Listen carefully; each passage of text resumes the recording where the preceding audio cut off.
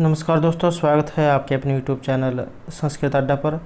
दोस्तों, आज की इस वीडियो में हम करेंगे संस्कृत से संबंधित कुछ महत्वपूर्ण क्वेश्चन जो आपके आगे आने वाले एग्ज़ाम के लिए महत्वपूर्ण रहेंगे। और दोस्तों, अगर आप कोई भी कॉम्पिटिटिव एग्ज़ाम की तैयारी कर रहे हैं तो क्वेश्चन आपके लिए महत्वपूर्ण रहेंगे, क्योंकि एग्ज़ाम में जो है इसी तरह के क्वेश्चन पूछे जाते हैं। और अगर आपने हमारी पहले वाली वीडियो नहीं देखी है तो उसे आप ऊपर कोने में आई बटन पर क्लिक करके देख सकते हैं। और इस वीडियो की जो PDF है आप हमारे टेलीग्राम ग्रुप से भी प्राप्त कर सकते हैं। उसका जो लिंक है आपको नीचे डिस्क्रिप्शन में मिल जाएगा, या जो हमारे चैनल की जो प्लेलिस्ट है वहाँ पर जाकर अब तक की जितनी भी वीडियो इन सभी को आप देख सकते हैं। और दोस्तों, अगर आपने अब तक हमारे चैनल को सब्सक्राइब नहीं किया तो सब्सक्राइब कर ले, साथ में जो बेल वाला आइकॉन है उसे जरूर दबाएं, जिससे जो आपको हमारे आने वाली जो वीडियो है उसकी नोटिफिकेशन मिलती रहेगी। और दोस्तों, वीडियो को लाइक, कमेंट और शेयर जरूर कीजिएगा और हमारे साथ अंत तक बने रहिएगा। तो हमारे यहाँ पर जो फर्स्ट क्वेश्चन है कि अन्नाद भूतानि जायन्ते जातानि अनेन वर्धन्ते ये मुक्ति कुत्र अस्ति। तो ये जो उक्ति जो यहाँ पर दी गई है यह इनमें से कहाँ से ली गई है। तो इसमें जो सी आंसर है ये ऑप्शन डी जो रहेगा। तो ये जो तैत्तिरीय जो उपनिषद है वहाँ से ये ली गई है। और तैत्तिरीय उपनिषद में जो ब्रह्मावली जो होती है उसका दूसरा अनुवाक जो ये रहेगा। और इसकी अगर हम जो बात करें तो इसमें क्या कहा गया है कि अन्नाद रेत से पुरुष स व एव पुरुषो अंशम है अन्नाद भूतानि जायन्ते जातानि अनेन वर्धन्ते। कि अन्न जो है अन्न से रेतस अर्थात वीर्य और वीर्य से पुरुष अर्थात ये जो शरीर जो है हमारा शरीर इसकी उत्पत्ति हुई है, ये पैदा हुआ है। और पुरुष का वह स्थूल शरीर अन्न तथा उसके रस से बना हुआ है। अन्नाद भूतानि जायन्ते जातानि अनेन वर्धन्ते। और अर्थात अन्न से सभी प्राणी पैदा होते हैं और पैदा होकर अन्न से वृद्धि को प्राप्त करते हैं। तो कहने का इसमें अर्थ यही हुआ कि अन्न से जो है वीर्य उत्पन्न होता है, वीर्य से पुरुष की उत्पत्ति हुई है, पुरुष का वह स्थूल शरीर अन्न और उसके रस से बना हुआ है। अर्थात अन्न से सभी जो प्राणी हैं ये पैदा होते हैं और पैदा होकर अन्न से वृद्धि को प्राप्त करते हैं। तैत्तिरीय जो उपनिषद है वहाँ से ये लिया गया है। नेक्स्ट क्वेश्चन जो हमारा यहाँ पर अंगुष्ठ मात्रा पुरुषो अंतरात्मा ये मुक्ति कुत्र अस्ति। तो ये जो उक्ति जो है ये कहाँ से ली गई है। अंगुष्ठ मात्रा है पुरुषो अंतरात्मा सदा जन्ना नाम हृदय सन्निविष्ट है। तो ये कहाँ से ये ली गई है। तो इसमें अगर हम यहाँ पर राइट आंसर देखें ऑप्शन सी जो है यहाँ पर हमारा राइट आंसर रहेगा। कठोपनिषद जो है वहाँ से ये ली गई है। और कठोपनिषद में भी जो दूसरा अध्याय है इसकी तीसरे वल्ली का 17वां मंत्र ये रहेगा। और इसमें क्या कहा गया है कि जो कृष्ण जो यजुर्वेद है इसकी कठ शाखा से संबंधित इस उपनिषद में जो 2 अध्याय हैं। पहला जो अध्याय है इसमें 3 वल्लियाँ हैं और जो दूसरा अध्याय है इसकी प्रथम वल्ली में 15 श्रुतियाँ हैं। और इसका जो एक उपाख्यान है नचिकेता उपाख्यान, ये जो बहुत प्रसिद्ध है। अब इस उक्ति की बात कर लेते हैं कि अंगुष्ठ मात्रा पुरुषो अंतरात्मा। तो ये मुक्ति कुत्र अस्ति कहाँ से ली गई है।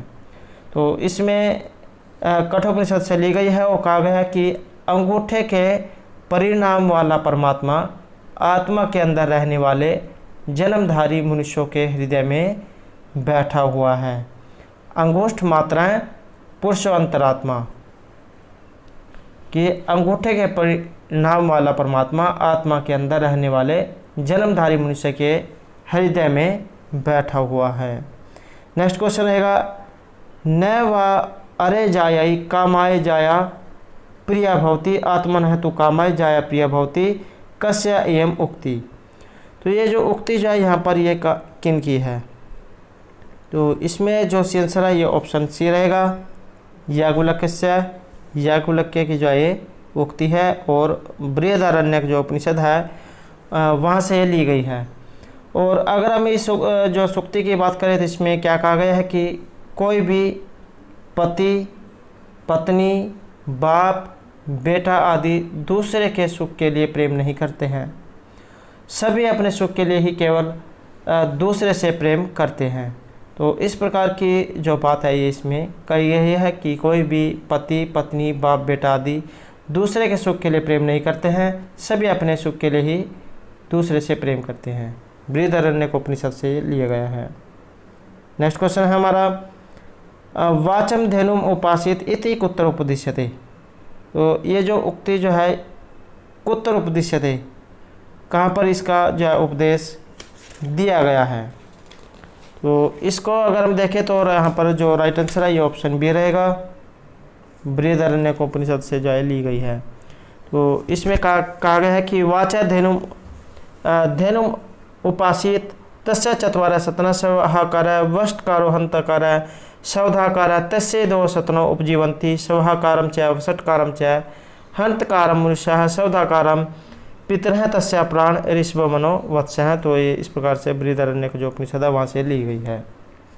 नेक्स्ट क्वेश्चन है, यहाँ पर सूची दी गई है, इसको एक को या दो के साथ मिलान करना है। इसमें जो राइट आंसर है ये ऑप्शन ए रहेगा, 4, 1, 2 और 3। तो इसमें अगर हम देखें 4, 1, 2 और 3, 4, 1, 2 और 3, तो यहाँ पर जो सामवेद जो दिया गया है इसका जो संबंध है ये केन उपनिषद के साथ है, और जो कृष्ण यजुर्वेद है इसका जो संबंध है ये कठोपनिषद से रहेगा। कैसे कृष्ण कैसे कठोपनिषद, इसको भी आसानी से याद रखा जा सकता है। जो यहाँ पर सी है शुक्ल यजुर्वेद, तो शुक्ल जो यजुर्वेद है इसका संबंध रहेगा बृहदारण्यकोपनिषद से।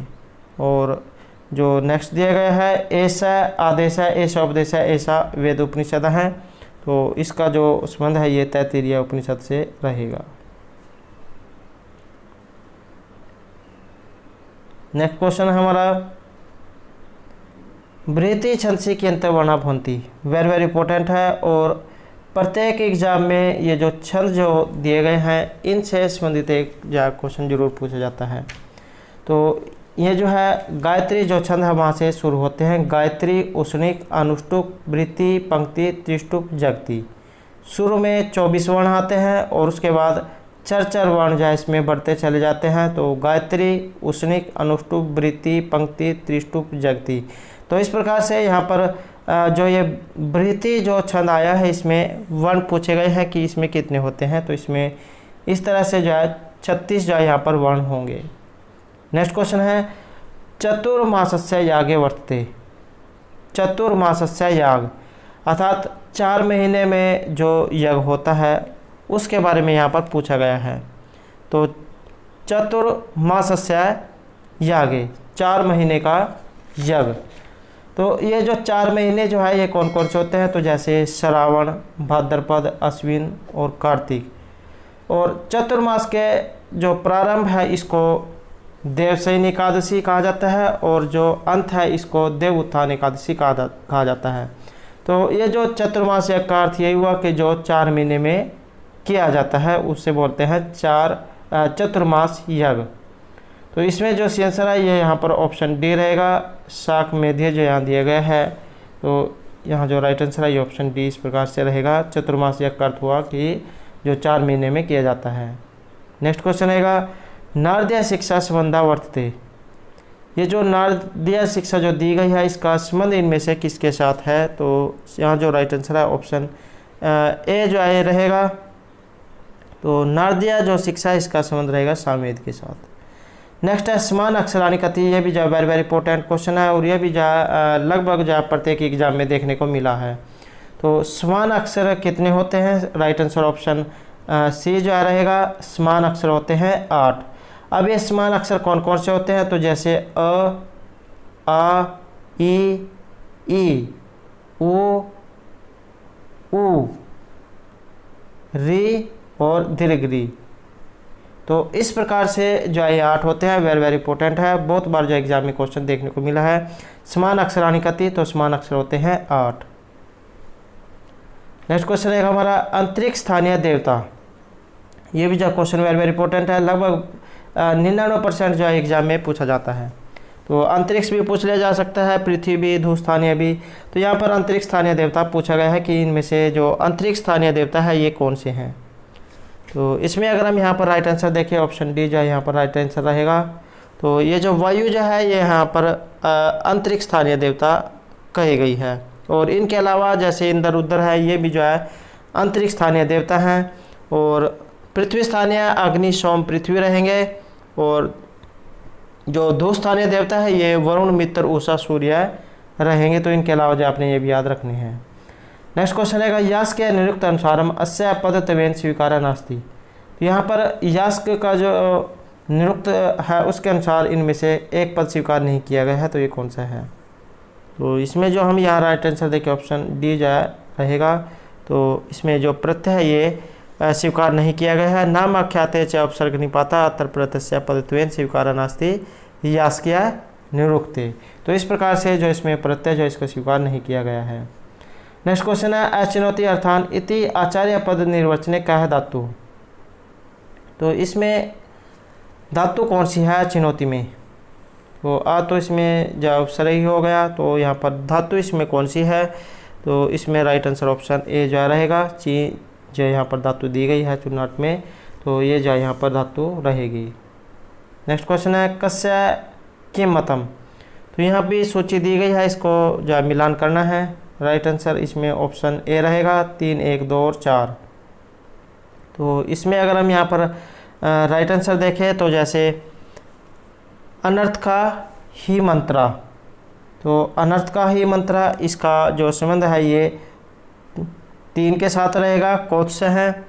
और सर्वाणी नामानी आख्यात जातानी इसका जो संबंध है ये निरुक्त समय से रहेगा।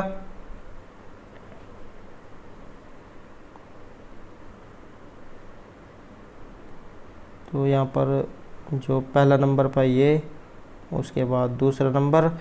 और षड भाविकारा हैं, तो 6 भाविकार ये रहेगा वर्षायणी। उसके बाद आएगा ये। और जो सर्वाणी नामानी आख्या जाता नहीं, तो ये आएगा गार्ग्य है, चौथा नंबर। तो इस प्रकार से जो है यहाँ पर जो हमारा राइट आंसर है ये आप देख लेना। इसमें ऑप्शन ए जो है ये राइट आंसर रहेगा 3, 1, 2 और 4। नेक्स्ट क्वेश्चन है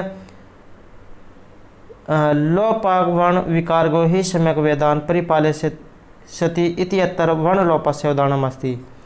यहाँ पर वर्ण लोप का एक उदाहरण इनमें से कौन सा है? राइट आंसर रहेगा ऑप्शन बी।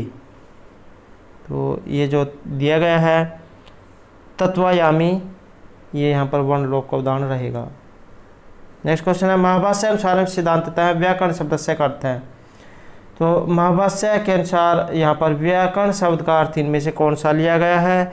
सी आंसर है ऑप्शन डी लक्ष्य लक्षणी। तो ये जो है यहाँ पर जो है राइट आंसर रहेगा। नेक्स्ट क्वेश्चन है और वेरी वेरी इंपॉर्टेंट क्वेश्चन है यहाँ पर भू शप अंति भुवंती जो है ये रूप दिया गया है, वेरी वेरी इंपॉर्टेंट है। और अगर हम इसको देखें तो यहाँ पर भू जो है धातु है। और ये जो रूप कैसे बनेगा? तो जैसे सबसे पहले इसमें जो भूवाद्यो जो धातु सूत्र है उससे धातु संज्ञा होगी। उसके बाद लय कर्मणि च भावे सूत्र है उसके द्वारा कर्तृवाच्य। वर्तमाने लट से लट लकार। हलंत्यम जो सूत्र दिया गया है इससे इत संज्ञा होगी। तस्या लोप से लोप। लय प्रश्मे पदम सूत्र से प्रश्मे पद संज्ञा। तिप्तस जी सिप्तस जो सूत्र है ये तिप्तस जी करता है। तो यहाँ पर जो भुवंती जो ये दिया गया है ये प्रथम बहुवचन में है तिप्तस जी को अंत्य आदेश होता है। तो तिप्तस जी सूत्र से झी और इसने जो ऐसे प्रथम सूत्र के साथ जो झी आदेश किया। उसके बाद तिंगसित सर्वधातुकम सूत्र से जो है सर्वधातुक संज्ञा।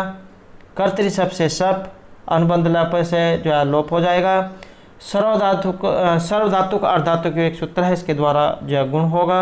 और उसके बाद जो एचो आई वह जो सूत्र दिया गया है उससे ओ को जो गुण हुआ सर्वधातुक अर्धातुक से उसको अवजा आदेश हो जाएगा एचो आई वह सूत्र के द्वारा। उसके बाद एक जोवंत सूत्र है जो झी को अंत आदेश करता है तो उससे भवंत रूप बनेगा। और आकाशवाणी जो दीर्घ से जो ये भवंती।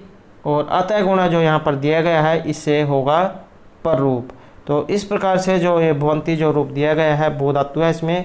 और प्रथम पुरुष बहुवचन का जो है रूप रहेगा। तो अतगुण जो यहाँ पर सूत्र दिया गया इससे प्ररूप होता है। नेक्स्ट आएगा धातु विद्यमान तव्यत प्रत्यय कस्मिन् अर्थे भवति। तो धातु विद्यमान तव्यत प्रत्यय कस्मिन् अर्थे भवति। तो तव्यत प्रत्यय किस अर्थ में होगा? सी आंसर आएगा यहाँ पर ऑप्शन सी, भाव कर्मणि भाव कर्म में। नेक्स्ट आएगा द्वेष्टि है इत्यनेन क्या प्रत्यय विधीयते क्या तस्य अर्थ है। तो इसका अर्थ इनमें से क्या है? तो इसमें जो राइट आंसर ऑप्शन ए रहेगा, तिया प्रत्यय पूर्ण अर्थ में। नेक्स्ट आएगा गोपस्य स्त्री गोपी, वेरी वेरी इंपॉर्टेंट क्वेश्चन है और ये भी जो है प्रत्येक एग्जाम में लगभग देखने को मिला है। गोपस्य स्त्री गोपी इत्यत्र स्त्रियां के सूत्रेण क्या प्रत्यय भवति। तो इनमें से कौन सा सूत्र है और इसके द्वारा क्या जो है होगा। तो अगर हम जो है यहाँ पर ऑप्शन ए को देखें तो ऋनेभ्यो गीप, ये सूत्र क्या काम करेगा? ऋदंत और नंत शब्दों से स्त्रीलिंग में गीप प्रत्यय हो, लेकिन ये कहाँ पर करेगा? क्रोस्ट्री और गौरी जो शब्द है, शब्द रूप जो दिए गए हैं वहाँ पर जो है ये गीप करेगा। और जो पुण्योगादाख्याम सूत्र यहाँ पर दिया गया है ये क्या करेगा?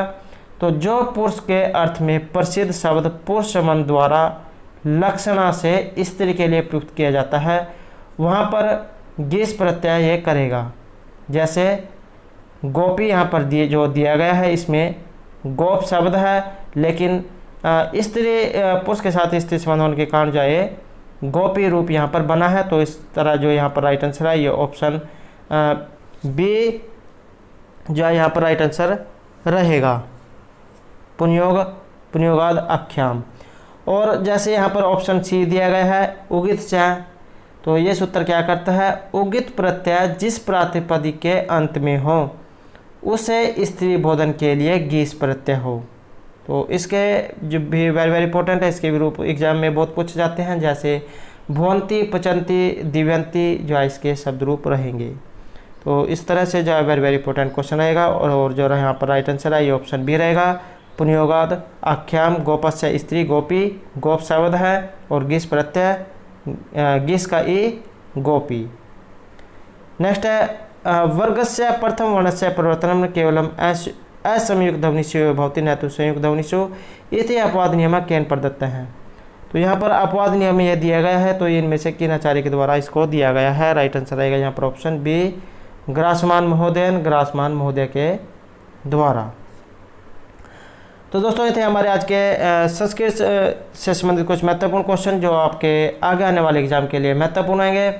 और दोस्तों अगर आपने अभी तक हमारे चैनल को सब्सक्राइब नहीं किया तो सब्सक्राइब कर ले, साथ में जो बेल वाला आइकॉन है उसे जरूर दबाएं, जिससे जो आपको हमारे आने वाली जो वीडियो है उसकी नोटिफिकेशन मिलती रहेगी। और दोस्तों हमारे साथ अंत बनाने के लिए धन्यवाद।